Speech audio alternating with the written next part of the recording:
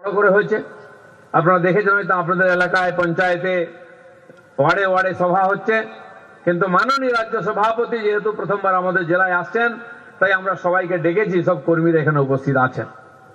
পরিবর্তন তো এমনিতেই হবে, পরিবর্তন যুগের নিয়ম, কিন্তু আমরা একটু তাড়াতাড়ি চাইছি। আপনারা অনেকে বলতে পারেন, হ্যাঁ আপনাদের বোধহয় আর বাইরে থাকতে ভালো লাগছে না, মন্ত্রী হতে চাইছেন। নিশ্চয়ই মন্ত্রী হব, মন্ত্রী তো হতেই হবে, নাহলে আপনাদেরকে সুবিধা দেবো কি করে? গরিব মানুষের জীবনে পরিবর্তন কি করে করবো? পশ্চিমবাংলায় বিজেপি সরকার না হলে নরেন্দ্র মোদী যে গরিব কল্যাণ যোজনার সমস্ত সামগ্রী পাঠাচ্ছেন এখানকার গরিব মানুষের জীবন পরিবর্তনের জন্য, সেটা আপনার কাছে পৌঁছবে কি করে? আবাস যোজনার টাকা লুট হয়ে যাচ্ছে, শৌচালয়ের টাকা লুট হয়ে যাচ্ছে, রাস্তায় যে পানীয় জল আসবে জল জীবন মিশনের টাকা লুট হয়ে যাচ্ছে, বিদ্যুতের, ড্রেনের, ফুটপাতের, এমনকি আপনার রেশন লুট হয়ে যাচ্ছে।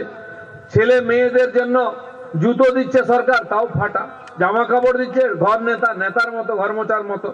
সাইকেল দিচ্ছে, তার প্যাডেল নেই, তার টিউন নেই, তার টায়ার নেই। এর পরিবর্তন চাই, সেই জন্য আমরা পরিবর্তন যাত্রা করছি। মাননীয় আমাদের স্বর্গীয় প্রতিষ্ঠাতা ডক্টর শ্যামাপ্রসাদ মুখার্জি, এই যে এখানে যারা বসে আছে ওপার বাংলা থেকে আসা 90% মানুষ, তাদেরকে এই দেশেতে, এই বাংলায় মাথা উঁচু করে বাঁচার প্রতিশ্রুতি দিয়েছিলেন। এখানকার যোগ্য নাগরিকত্ব দিয়ে এই দেশে তারা সম্মানের সঙ্গে থাকবেন, এই প্রতিশ্রুতি দিয়েছিলেন। সে প্রতিশ্রুতি এখনো পুরো হয়নি। শুরু হয়েছে সিএ এর মাধ্যমে নাগরিকত্ব দেওয়া। এখানে যতক্ষণ না ডবল ইঞ্জিন সরকার হচ্ছে, মোদীজির হাতের আশীর্বাদ যতক্ষণ না এখানে পৌঁছচ্ছে, ততক্ষণ পর্যন্ত তার প্রতিশ্রুতি আমরা পূর্ণ করতে পারবো না। তাই আমরা পরিবর্তনের জন্য লড়াই করছি। এতদ অঞ্চলের মানুষ কুপার ক্যাম্পের বাইরে গেলে সবই কৃষক আছেন। ভারতবর্ষের কৃষকদের ইনকাম ডবল করার জন্য নরেন্দ্র মোদী বহু প্রকল্প নিয়ে এসছেন, কিন্তু এখানে পৌঁছচ্ছে না। কৃষক সম্মান নিধি প্রত্যেকের জন্য ৬,০০০ টাকা করে, ১ কাঠা জায়গা থাকলেও তাও সবাই পায় না, ওই পার্টির লোকেরা পেয়ে যাচ্ছে। এখানে ফসল বীমা যোজনা, তাও সবাই পায় না। আমরা ধান চাষ করি, তার সহায়ক মূল্য ২,০০০ বেশি হয়ে গেছে, ১৪০০ ছিল, তাও সবাই ঠিক মতো পায় না। ১৬০০-১৮ টাকায় ধান বিক্রি করতে হয়, আর দিদির ভাইরা ফোড়েরা নিয়ে গিয়ে ২,০০০ টাকায়, ২,৫০০ টাকায় বিক্রি করে। গম, তার সহায়ক মূল্য এখানকার লোকেরা পায় না। এমনকি মাছের জন্য, মাছ চাষের জন্য ব্লু রেভলিউশন ২০২০ সালে মোদীজি করলেন, যাতে বাংলার মানুষ এখানকার মাছ খায়, সে উপায় নেই। মাছ খাই আমরা, চাষ করে অন্ধ্রপ্রদেশের লোক, ওখান থেকে মাছ আসে। ২০১০ সাল পর্যন্ত আমরা দেশে ১ নম্বরে ছিলাম মাছ উৎপাদনে, কিন্তু আজকে আমরা পিছিয়ে গেছি। খাচ্ছি ঠিক, কিন্তু উৎপাদন কমে গেছে। বহু বিল, খাল, পুকুর, নদী পড়ে আছে যেখানে মাছ চাষ ঠিক মতো হয় না বা লুট করা হচ্ছে। তা এখানে চাষিও ইনকাম করতে পারতাম, আমরাও টাটকা মাছ খেতে পারতাম। এই সরকার থাকলে সেটা সম্ভব নয়। তাই প্রত্যেক ক্ষেত্রে লুটপাট, প্রত্যেক ক্ষেত্রে মানুষকে আর বঞ্চিত করা হচ্ছে। তার পরিবর্তনের জন্য আমরা পরিবর্তন চাইছি। আজকে গ্রাম বাংলার মানুষ কারা বঞ্চিত হচ্ছেন, কার বাড়ির টাকা লুট হচ্ছে, কার শৌচালয়ের টাকা লুট হচ্ছে, কার বাড়ির সামনে ফুটপাতের টাকা লুট হচ্ছে, কার লোন কেটে নেওয়া হচ্ছে। যে মহিলারা ১,০০০ টাকা পান, সেখান থেকেও কাটমানি দিতে হয় লক্ষ্মী ভান্ডারে। তো বঞ্চিত কারা হচ্ছেন? আমাদের এই গ্রাম বাংলার এসসি, এসটি, ওবিসি, মাইনরিটি, গরিব, মুসলমান, এরা প্রত্যেককে বঞ্চিত হচ্ছেন, প্রত্যেককে বঞ্চিত করা হচ্ছে। আর আজকে সময় এসছে পরিবর্তনের ঢেউ লেগেছে। এই ঠান্ডার মধ্যেও সবাই আসছেন এখানে বিজেপির সভা শুনতে। আমি আসার সময় দেখা করতে করতে আসছিলাম, হরিণঘাটে আমাদের পুরনো কর্মীদের সঙ্গে দেখা করতে যাচ্ছিলাম।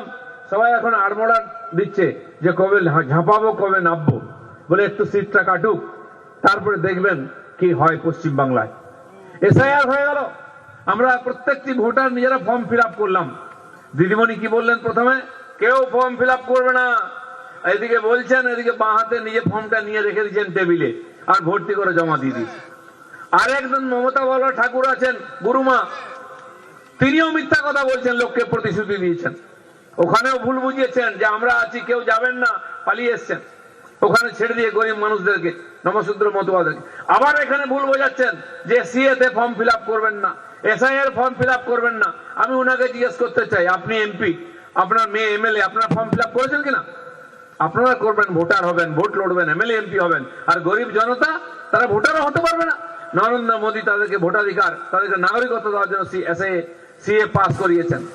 22 বছর পরে এসআইআর হচ্ছে, যারা ভোটাধিকার পাওয়ার কথা প্রত্যেকের জন্য ভোটার হয়, আর যারা ওপার থেকে এসে ঢুকে পড়েছে এখানে লুট করছে, যারা আমাদের এখন তাড়িয়েছে আবার পিছনে চলে এসছে এখানকে বাংলাদেশ বানাবার জন্য, তারা যেন ভোটার লিস্টে ঢুকতে না পারে, তার জন্য এসআইআর হচ্ছে। মারা গেছে 20 বছর আগে, তার নাম এখনো আছে। টিএমসির যদি নেতা হয় না, সে কোনদিন, তার বাপ হলে কোনোদিন মরবে না, 100 বছর হলো। 20 বছর ধরে তার নাম রয়েছে, প্রত্যেকবার সে ভোট দেয় এসে। আমাদের একজন কর্মী আমাকে বললো, জানেন দিদা, সেদিন আমার পিসি খুব কষ্ট পেয়েছে, পিসি মশাইয়ের কথা মনে এলো, 5-6 বছর আগে মারা গেছে, বলছে তোর পিসিটা মরে গেল অসময়ে, হ্যান ত্যান। তা আমি আর কি সান্ত্বনা দেবো, পিসিকে বললাম তুমি দুঃখ পেও না, ভোট আসছে তো, ভোটের দিন তুমি বুথের সামনে দাঁড়াবে, পিসি মশাইয়ের দেখা পাবে। বলে কি বলিস? বলে হ্যাঁ, ভোট দিতে আসে। পিসি মশাই মরেও প্রত্যেকবারে ভোট দেয়, আর টিএমসির নেতাদের মা বাপরা কোনোদিন মরে না, ভোট দিয়েই যায়। এবার সেইটা ছাঁটাই হবে। আর যখন আমরা বলেছিলাম 1-1.5 কোটি মানুষ ভুয়ো ভোটার বাদ যাবে, চেঁচাচ্ছিলেন দিদিমণিরা। তার ভাইরা কি বলেছিল, যে ভোটার বাদ দেবে বিয়ের তার হাত কেটে দেবো। কজনের হাত কেটেছে? 1 গোছা চুলো কাটতে পারোনি। কি বলছিল বিজেপির লোকেরা, গাছে বেঁধে দেবো। কাকে বেঁধেছো? কিচ্ছু করতে পারবে না, আঁটি বাঁধতে পারবে না তোমরা। কেউ বলছিল কি রক্তগঙ্গা বইয়ে দেবো। কি রক্তগঙ্গা বইবে? চোখে জল বইছে এখন। যেই 58 লক্ষ বাদ গেছে, উনি হাড় পাঁজর বেরিয়ে গেছে, কিচ্ছু করতে পারেনি চোখের সামনে। মৃত ভোটার তো গেছে, অন্য জায়গায় চলে গেছে। যারা ঢুকে পড়েছিল তারও ভোটারের ফর্ম নিতে আসেনি, ফর্ম নিলে জমা দেয়নি, 58 লক্ষ বাদ গেছে। অনেক হাওয়া দেওয়া হয়েছিল, বিএলওদের চমকেছিল, নাম দিতে হবে। বিএলওরা বলছে পাগল হয়েছে, আমার চাকরিটা গেলে ছেলে বউ কি খাবে?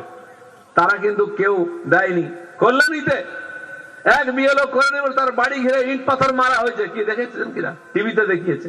জোর করা হয়েছে, তাও 58 লক্ষ বাদ গেছে। গাছে না উঠতেই এক কাঁদি। দিদি বুঝতে পেরেছেন সময় খারাপ, আরো যদি 10, 20, 50 লক্ষ বাদ যায়, 1 কোটি হলে তো গেল, বিজেপির নিচে চলে যাবে। যে লিডটা পেয়েছে সবই ভূতের ভোটার। তাই দিদিমণি কলকাতা থেকে হাঁটাহাঁটি করে দার্জিলিং গিয়ে চিৎকার করছেন, এই করবো তাই করবো, সুপ্রিম কোর্টে চলে যাচ্ছেন। ছেলের নাম বাবাজি, ভাইপো তো তা না, দিল্লি পর্যন্ত চিৎকার করছেন আর রাস্তায় গড়াগড়ি দিচ্ছেন, এটা করতে দেবো না, ওটা করতে দেবো না। শেষে দেখুন কেউ শুনছে না। এখানে এসে বলছে, জানেন ইলেকশন কমিশন আমাকে আঙুল দেখিয়েছে। তুমি সকাল বিকাল আমাদের কাঁচকলা দেখাবে, আর তোমাকে আঙুল দেখিয়েছে, খুব কষ্ট হয়েছে, তার জন্য সভা করে বেড়াচ্ছে। এই দুজন যুব নেতা ভারতবর্ষে সর্বনাশ করলো।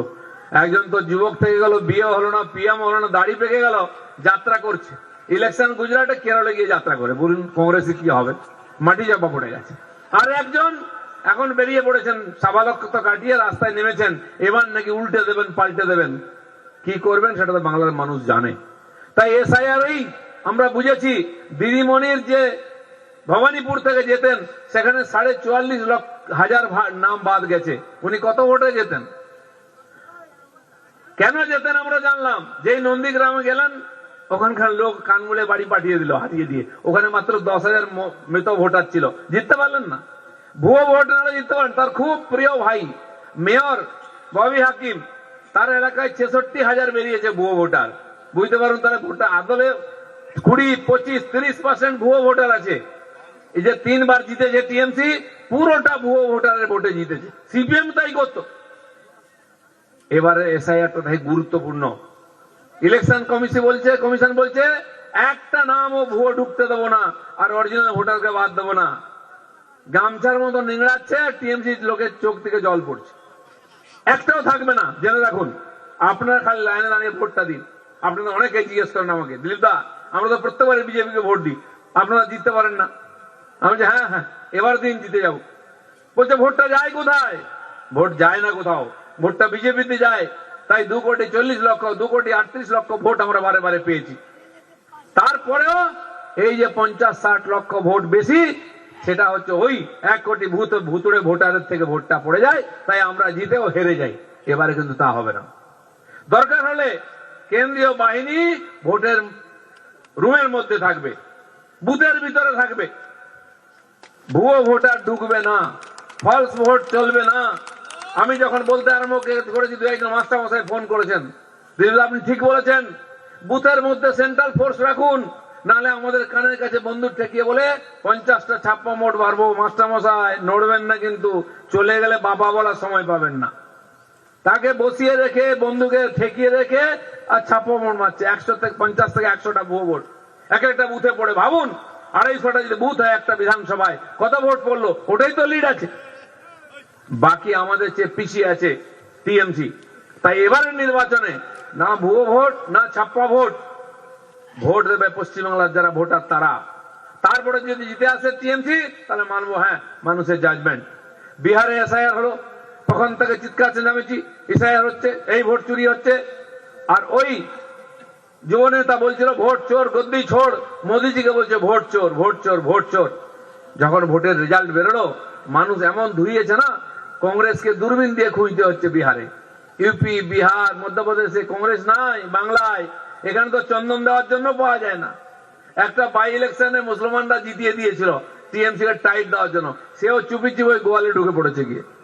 বনই করতে পারেনি সিপিএম কংগ্রেস, যারা ভুয়ো ভোটে জিততো। আর এবারে টিএমসির সুযোগ এসছে।